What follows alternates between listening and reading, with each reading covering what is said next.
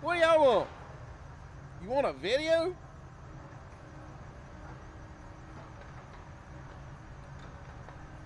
How can I cut wood and video for y'all? Y'all are getting real needy. I'm just kidding. I love doing this for y'all. Y'all hang out. We're fixing to watch the delimber work. We're fixing to watch Mickey work. We're gonna do some road work. We may talk about some tires. We're gonna talk about why we load the way we load sometimes. I'm gonna drink some more coffee. Y'all hang out. Let's go.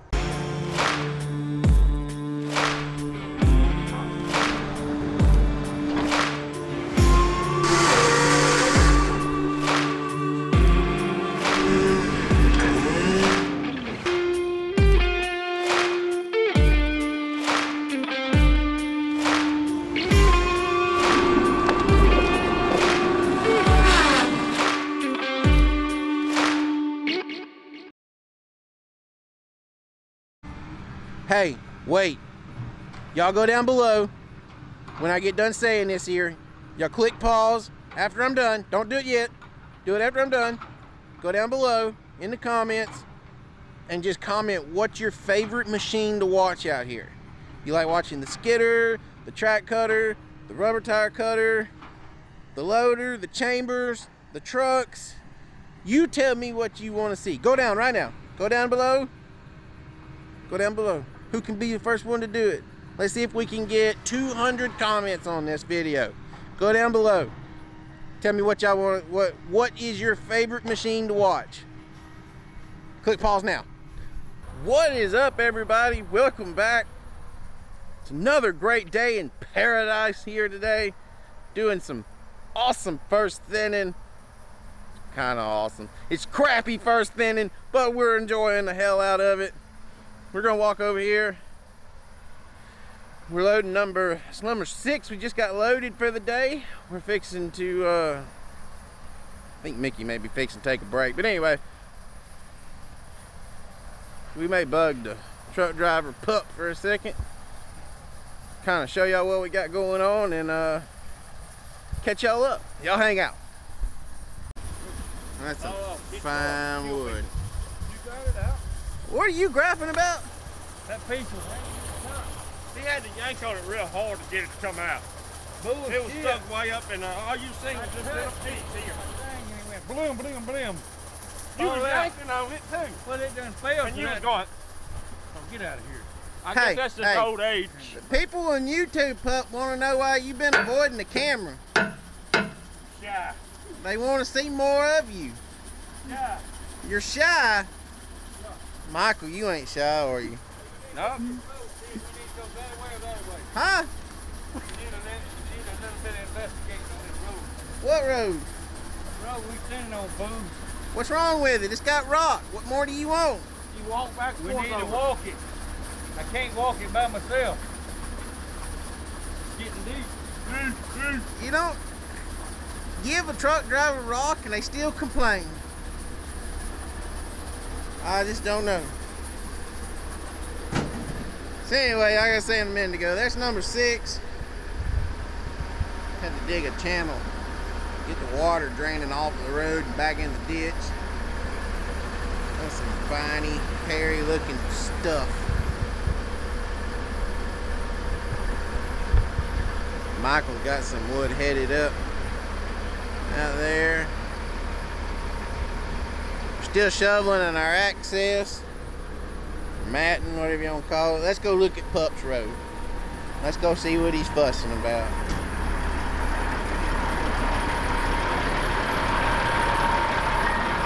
Oh yeah, it is getting a little deep. Might need to back drag it. Probably what we're gonna do. We're gonna back drag it probably. Maybe.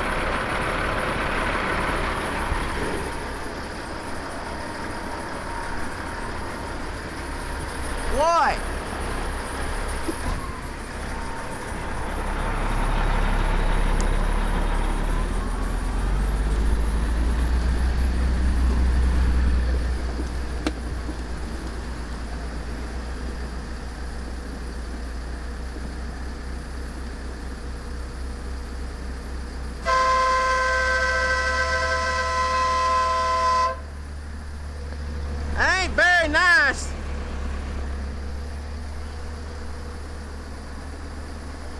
I think we're going back drag. Y'all hang out.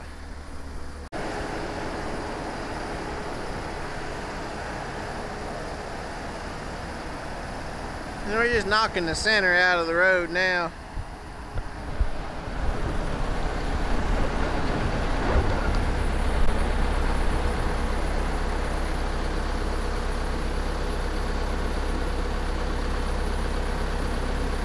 Those trucks, they're kind of confined right here because of where they're having to load in the onto the loader.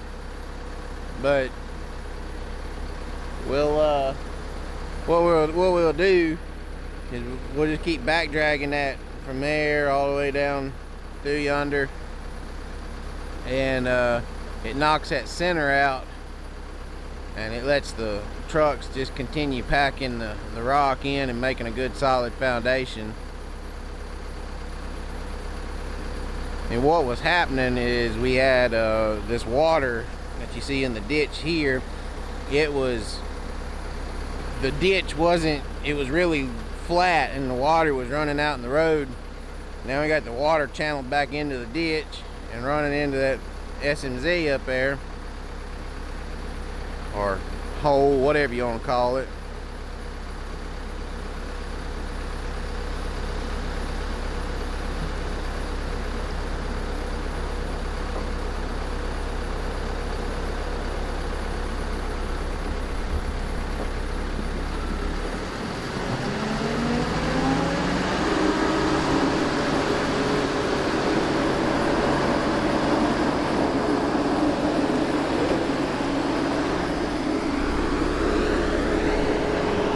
Now y'all can see the road's nice and level and flat. We'll try and get them to keep out of the old ruts the best we can.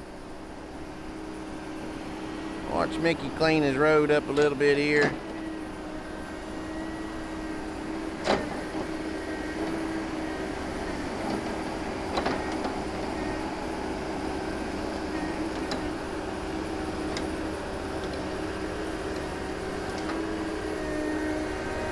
Barely scratched the dirt.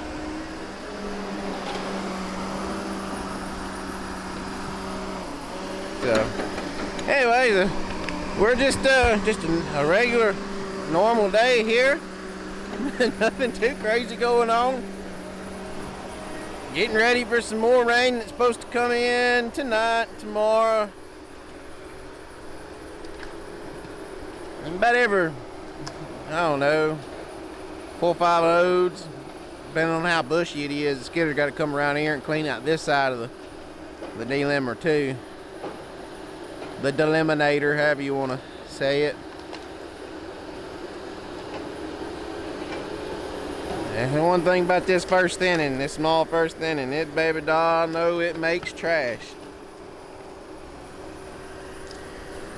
It's a good thing that this is a slash stand of timber and not a loblolly stand. If it was loblolly, woo-wee, sure enough be bad.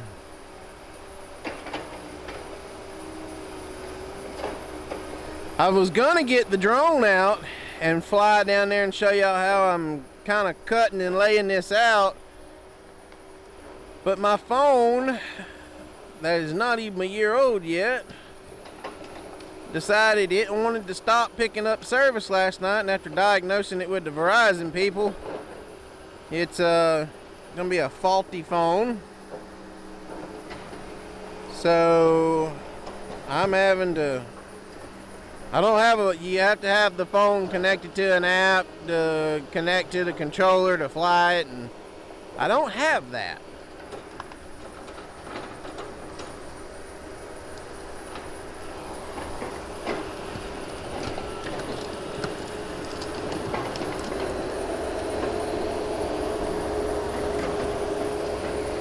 See what he's doing here. He may be just turning around. Who knows? Oh, he's gonna try and pull some of that back.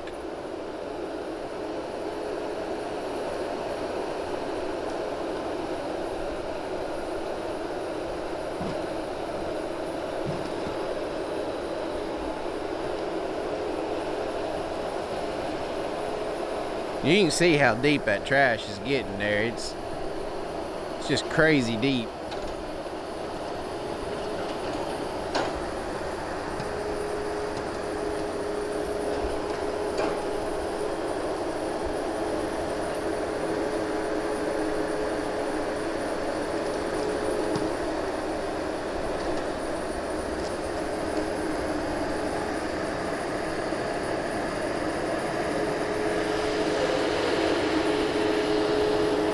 You see, cut those tops. And then he's gonna put it, well, he's not gonna put that one through the box because there's not enough limbs on it to worry with. He's gonna get right here at us. Oh, look at that up and close shot. I put myself in danger to get y'all good content. So, anyway.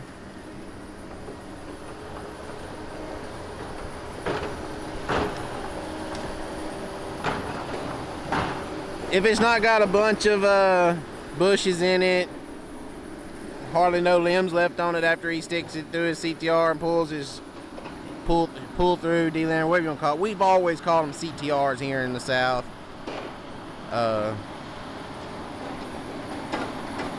We'll just swing it around here and put it over here. Sometimes he won't dig hardly no bushes out of it. Most especially if he's loading and D-limbing at the same time.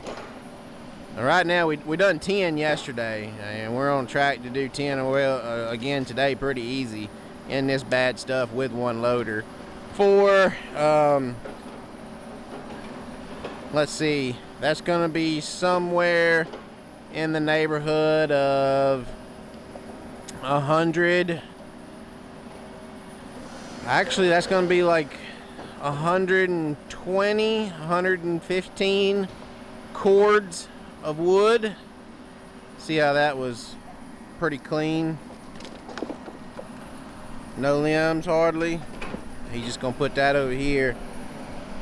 See, this wood here is probably coming off of a row that's got they've done skidded on it quite a bit, and there's, you know, it's just nothing left on it other than just digging the trash out.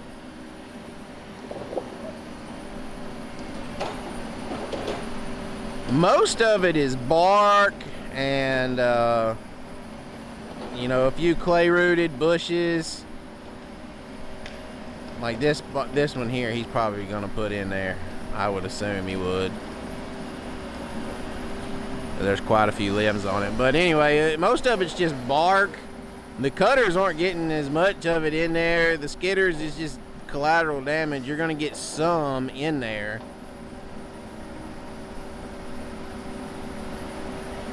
Maybe not. That's pretty clean too.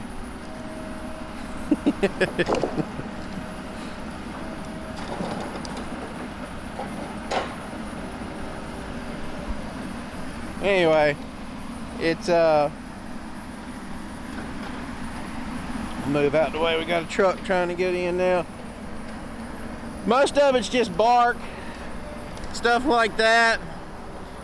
That's getting in it from running on it from so long. Like that, there's bushes. There's just so much, but I mean, even if the cutter cuts and throws them out the way, the skidder's still gonna grab some of them because it is just an incredible amount of bushes on the ground. My camera, my color seems to be off this morning, and I do not like that. See, that maybe helped it some. Not really. I don't know what's wrong with this thing, but I'm not liking the color. But anyway, got a truck pulling up. Should be good. A little bit of stuff here. So we're just plugging along, making our time, getting waiting on rain. Oh, here he goes. He's gonna put one through there finally. Listen at it.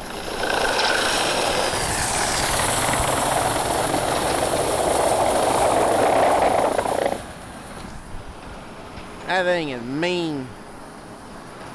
Mean, mean, mean. Then he's got to pick it up and spin it around and then put it on the truck with the butts out the back. You know, move out of Michael's way. He'll come crush us.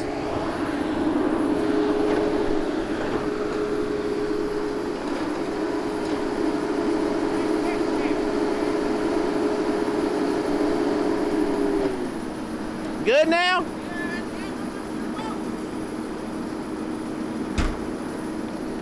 Apparently he had a joystick pod come loose in there with him.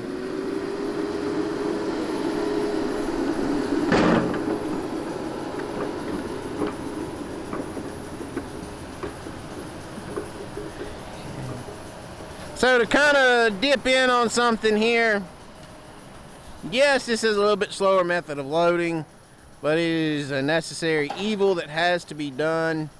He'll still load a truck in about 10 minutes, 12 minutes. If you did not do this, you would be lucky to get, you may would get 26, 24 tons on a truck, maybe.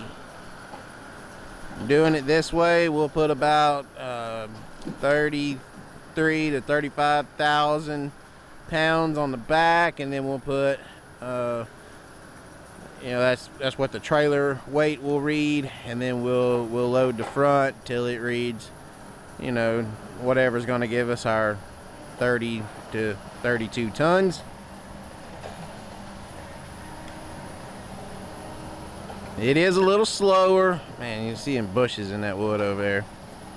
Now, some of that can be prevented, because I got onto them the other day. They just sinking. Michael's not so bad. My uncle, he's kind of relearning how to run skidders and stuff, and he never run dual arches and stuff before he got out 25 years ago. He will shove the tongs in the ground, so that gathers a lot of extra bushes.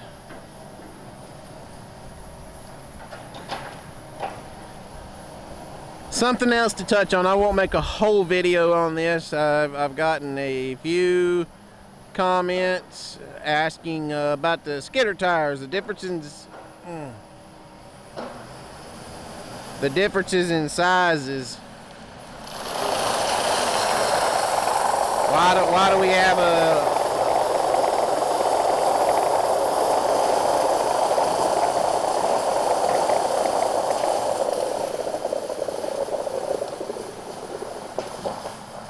It's so rude. He sees us videoing over here. I'm just joking with y'all. Anyway,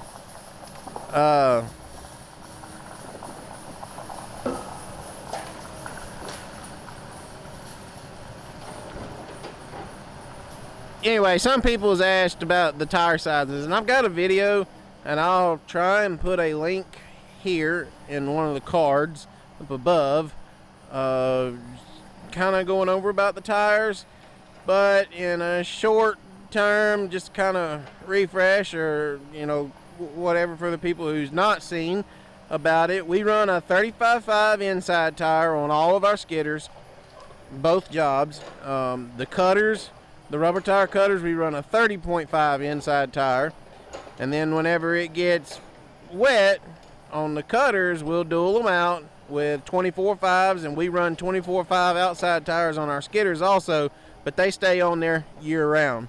That does a few things. One, whenever it gets dry enough and you're not having to run the wood anymore, and you don't necessarily need the duals, that 24.5 tire is just short enough that it will clear the ground whenever you're skidding dry ground, and it will relieve your axles of the stress that would normally be exerted on your axles if you ran even matched tires.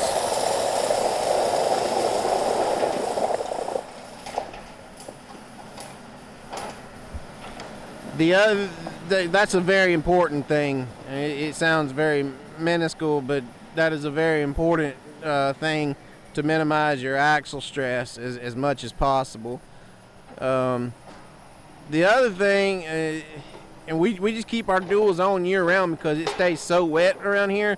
Even whenever we get in so-called dry ground in the summertime, we're one thunder shower in most places in the evening times from needing them to continue working the next day. So instead of taking the risk of pulling them off, putting them back on, and losing loads because you're having to, you know, put those tires on, because it takes on an average about 30 minutes per tire if you're moving really fast with an experienced crew. So you might as well just say an hour per tire.